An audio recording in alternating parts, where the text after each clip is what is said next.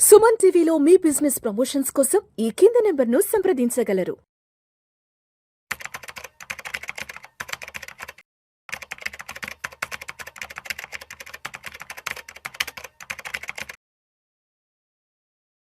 అనిల్ గారు నమస్తే సార్. నమస్తే విష్ణు గారు. Welcome to Vishnu talks. Thank you అండి. సార్ ఒక చిన్న కేస్ స్టడీ తీసుకుందాం, సింప్లిఫైగా మాట్లాడుకుందాం. ఫర్ ఎగ్జాంపుల్ ఇప్పుడు ఒక 30 సంవత్సరాలు ఉన్న వ్యక్తి నెలకి ₹1,00,000 సంపాదిస్తున్నాడు. సరే ఇప్పటి నుంచే తను ఒక రిటైర్మెంట్ ప్లానింగ్ అనుకున్నాడు. సరే ఇంకొక 30 ఇయర్స్కి అంటే తను 60వ ఏట రిటైర్డ్ అవుతాడు కదా. సరే ఇంక ఇప్పుడున్న ఖర్చుల్ని భవిష్యత్తు ఖర్చుల్ని అన్నింటినీ తను ఆలోచన చేసుకొని తన 60వ ఏట తాను ఒక 10 కోట్ల రూపాయల కార్పస్ని వెల్త్ని క్రియేట్ చేయాలి అని అనుకుంటే ఆ ఫైనాన్షియల్ ప్లానింగ్ అనేది ఎలా ఉండాలి అంటారు? నెక్స్ట్ 30 సంవత్సరాల ఫైనాన్షియల్ జర్నీ ఎలా సాగాలి? ఆ 10 కోట్ల రూపాయల కార్పస్ని ఆ రోజుకి క్రియేట్ చేసుకోవాలి అంటే ఆ రోజుటికి 10 కోట్ల విలువైంది, ఆ 10 కోట్లు ఎందుకు పనికొస్తుందో కూడా చెప్పగలరు. సో మనం ఎక్కువ మటుకు ఏంటంటే 30 ఏజ్ వరకు ఈ కాలంలో చూస్తే పెళ్ళైపోయి ఉంటుంది, భార్యాభర్తలు ఇద్దరు పనిచేస్తూ ఉంటారు. Most of the time double income స్టేజ్కి వచ్చేస్తూ ఉంటారు. అలాంటప్పుడు ఏంటంటే నీకు సేవింగ్ ఆప్షన్ కూడా డీసెంట్గా ఉంటుంది. అప్పటికి ఫస్ట్ అబ్బాయి అమ్మాయి పుట్టే అవకాశం తక్కువ. సో 31, 32 దగ్గర పిల్లలు వచ్చే టయానికి కూడా కొంచెం అడిషనల్గా సేవింగ్ ఆప్షన్ ఉంటుంది. అలాంటి వ్యక్తులు 10 కోట్లు కార్పస్ క్రియేట్ చేయడము నా వల్ల కాదు, ఇంపాసిబుల్ అనుకునే వాళ్ళు చాలామంది ఉంటారు. బట్ అసలు కానే కాదు, అది పెద్ద ఇష్యూ కానే కాదు. నువ్వు ప్లాన్ కరెక్ట్గా చేసుకొని నీ డిసిప్లిన్కి స్టిక్ అయితే. ఎగ్జాంపుల్ తీసుకుందాం మీరు చెప్పిన దాంట్లోనే. ఒక 30 సంవత్సరాలకి సంవత్సరానికి లాంగ్ టర్మ్ రిటర్న్ ఒక 13-14% అనుకుందాం ఆన్ యావరేజ్ నీ కార్పస్ మీద. ఒక 14% అనుకుంటే నీకు సంవత్సరానికి సేవ్ చేయాల్సింది ఇవాళకి 40 నుంచి 45 వేలు చాలు. ఇది ఫిక్స్డ్గా. బట్ అంత కూడా నేను ఇప్పుడు చేయలేను అనుకుంటే ఏం చేయొచ్చు? ఫస్ట్ ఒక 30-35 వేలు నీకు ఒక ఎస్ఐపి ద్వారా స్టార్ట్ చేయండి. స్టార్ట్ చేసి ప్రతిసారి నీ శాలరీ పెరుగుతున్నప్పుడల్లా ఎస్ఐపిని కూడా స్టెప్ అప్ చేయమంటాం. 10-12% ఇయర్ ఆన్ ఇయర్ చేసుకుంటూ పోతే. Okay, very simple. ఇంపార్టెంట్ ఏంటంటే చాలామంది చేయని తప్పు ఏంటంటే ఎస్ఐపి మొదలు పెడతారు బట్ ఇయర్ ఆన్ ఇయర్ పెంచకపోతే నీకు మీనింగ్ఫుల్ గ్రోత్ ఇన్ కార్పస్ దొరకదు. నేను చూస్తున్నాను కొద్దిమంది 5 సంవత్సరాల క్రితం 5 వేలతో మొదలు పెట్టారు. ఇవాళ వాళ్ళ శాలరీ అప్పటికి 50-60 వేలు శాలరీ నుంచి ఇవాళ 1,20,000 అయింది. బట్ ఇంకా 5-10 వేల దగ్గరే ఉన్నారు. నీకు శాలరీ పెరిగినప్పుడు నీ ఇన్వెస్ట్మెంట్స్ అది కూడా అంతే ప్రపోర్షనల్. అందుకోసమే అది మర్చిపోకుండా step up every year 5%, 10% automatic పెరిగితే ఏంటంటే తెలియకుండానే నీ వెల్త్ కూడా అంతే ప్రపోర్షన్లో పెరుగుతుంది. అది ఫస్ట్ థింగ్ చేయాల్సిన ఇంపార్టెంట్ విషయం అన్నమాట. దెన్ చాలామంది ఏంటంటే మిస్ అవుతారు ఏంటంటే అలొకేషన్. చాలామంది ట్రెడిషనల్ ఎల్ఐసి పాలసీలో రిస్క్ వద్దు అని భయపడి 30లో ఉన్నప్పుడు రిస్క్ గురించి భయపడాల్సిన అవసరం లేదు. ఎందుకంటే 30 సంవత్సరాల వయసు ఉంది, నీకు సంపాదించే వయసు ఉంది. అలాంటప్పుడు నువ్వు అదే టైం నీ యాసెట్స్కి నువ్వు పని చెప్పాల్సిన టైం.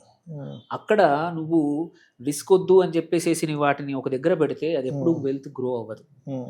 అది ఎప్పుడు చేయాలంటే 50-55 దగ్గరికి వచ్చినప్పుడు కొంచెం తక్కువ రిస్క్ ఉన్న వాటిని పెట్టుకోవాలి. కానీ ఇంత లాంగ్ టర్మ్లో ఎటువంటిది కూడా జీరో అవ్వదు. అట్లని చెప్పి రిస్క్ తీసుకోమని చెప్పాను కాబట్టి పోయి ఆప్షన్స్లో డబ్బులు పొడగొట్టుకోవడము, ఆర్ ఏదైనా బెట్టింగ్ దాంట్లోనో కానీ ఆర్ క్రిప్టో దాంట్లో కాదు.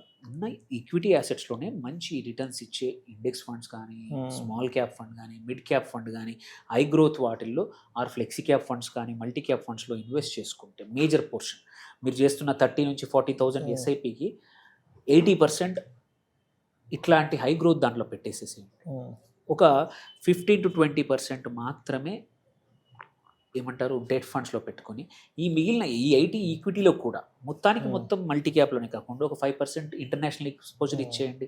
ఒక 10-15% గోల్డ్ లాంటి మెటల్స్కి ఇచ్చేసేయండి.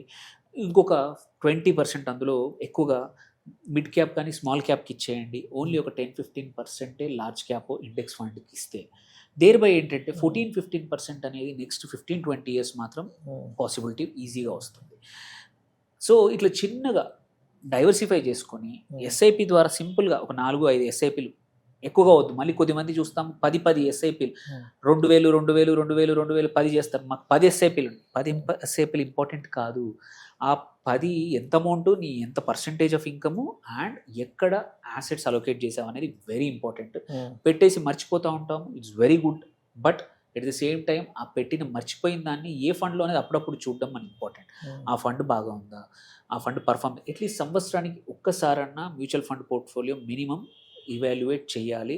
ఒకరితో కూర్చోనన్నా లేకపోతే మీరన్నా ఒక అర్ధగంట టైం తీసుకొని మీకున్న 5 ఎస్ఐపీలు 6 ఎస్ఐపీలు ఆ కేటగిరీలో ఉన్న ఫండ్స్తో బాగా పర్ఫామ్ చేస్తున్నాయా లేదా చూడం. ఎస్పెషల్లీ లాంగ్ టర్మ్ ఇన్వెస్ట్మెంట్ కోసం సంవత్సరానికి ఒకసారి ఇవాల్యుయేషన్ అవసరం. అది చాలామంది చేయరు.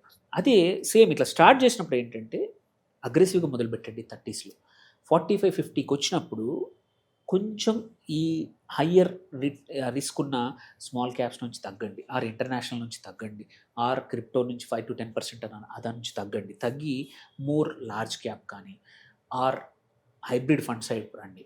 55-60కి వచ్చేప్పటికి 50% ఈక్విటీ ఎక్స్పోజర్ పెట్టుకోండి, 50% ఈ గోల్డ్ కానీ డెట్లో పెట్టేస్తే ఈజీగా మనం అనుకున్న ఫస్ట్ టార్గెట్ ఏముండింది, 10 కోట్లు అనుకున్నాం. మీరు స్టెప్అప్ ద్వారా అమౌంట్ పెంచుతూ రెగ్యులర్గా రివ్యూ చేస్తూ అండ్ రెగ్యులర్గా మంచి పోర్ట్ఫోలియో మిక్స్ చేశారంటే ఈజీలీ 10 కోట్లు కాదు ఇంకెక్కువే అవకాశాలు ఉన్నాయి. ఎందుకంటే స్టెప్అప్ ఎవ్రీ ఇయర్ 5-10% అన్నాం. దట్ ఇట్ సెల్ఫ్ మనం 35-40 దగ్గర మొదలు పెట్టామంటే బై ద టైం 50కి వచ్చే వరకు అదొక 70-80 వేలు ఎస్ఐపి అవుతుంది ఆటోమేటిక్గా. దేర్ బై 10 కోట్లు అనేది 60 దాకా వెయిట్ చేయాల్సిన అవసరం లేదు, 55-56 సంవత్సరాలకే అయిపోతుంది. అప్పుడు ఏమవుతుందంటే నువ్వు కావాలంటే అర్లీ రిటైర్మెంట్ తీసుకొని కానీ మీ ఆ స్టేజ్కి మనం వచ్చే వరకు మన పిల్లలు హైయర్ ఎడ్యుకేషన్ దగ్గర ఉంటారు, మంచి కాలేజ్కి పంపడానికి కానీ మంచి ఎడ్యుకేషన్ దగ్గర కార్పస్ అడిషనల్గా ఉంది అంటే ఎప్పుడు కూడా నీకు మంచి చాయిస్ తీసుకోవడానికి అవకాశాలు ఉంటాయి. మేబీ 40 దగ్గర ఉన్నప్పుడు నీకు మంచి అవకాశం వచ్చింది, ఒక కోర్స్ చేస్తే నీ శాలరీ 20% పెరగడానికి. చేతిలో డబ్బులు ఉన్నాయి, కార్పస్ ఉంటే నువ్వు ఎవరిని అడగకుండా చేసుకోవచ్చు, దాంతో ఇంకా ఎక్కువ ఇన్కమ్ పెంచుకోవచ్చు.